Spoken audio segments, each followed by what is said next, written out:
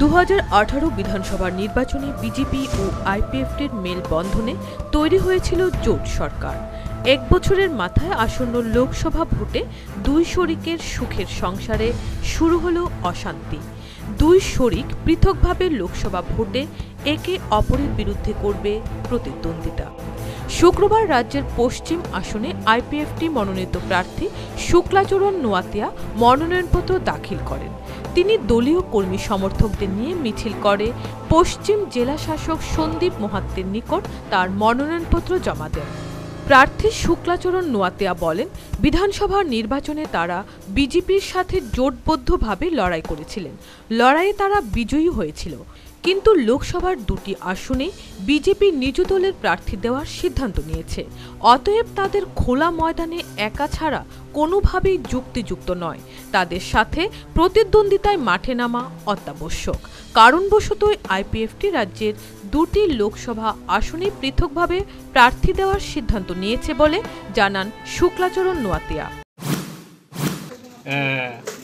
অ্যালায়েন্সের মাধ্যমে আমরা সরকার পরিবর্তন করছি। এই একটা বছরের পরে এখন সামনে 11 তারিখ আমাদের এপ্রিলে আমাদের নির্বাচন। সেই নির্বাচনকে লক্ষ্য রেখে আমরা আজকে 2009 থেকে শুরু করে আজকে 11টা বছর আমরা আন্দোলন করছি আমাদের রাজ্যের এডিসি এলাকাকে নিয়ে, পৃথক পূর্ণাঙ্গ রাজ্য নিয়ে।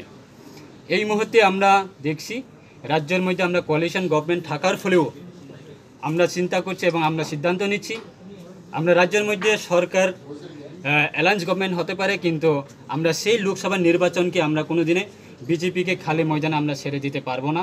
কেননা আমাদের উদ্দেশ্য, আমাদের লক্ষণ, আমরা এডিসি এলাকাকে নিয়ে পৃথক পূর্ণাঙ্গ রাজ্য দাবি নিয়ে আমরা প্রত্যেকটা নির্বাচনে আমরা লড়াই করছি।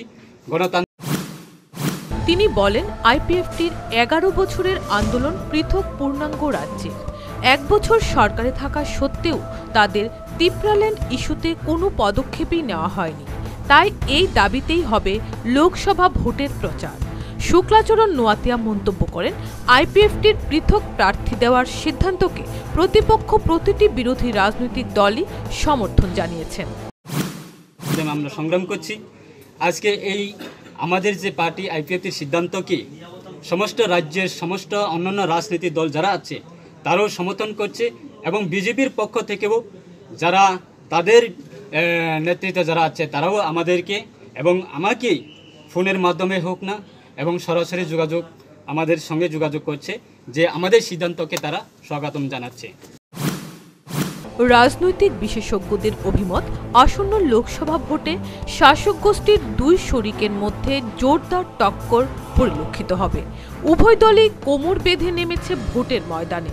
আসন্ন লোকসভা নির্বাচনে কে কাকে মাত দেবে তা সময়ই বলবে। Bureau report, news vanguard.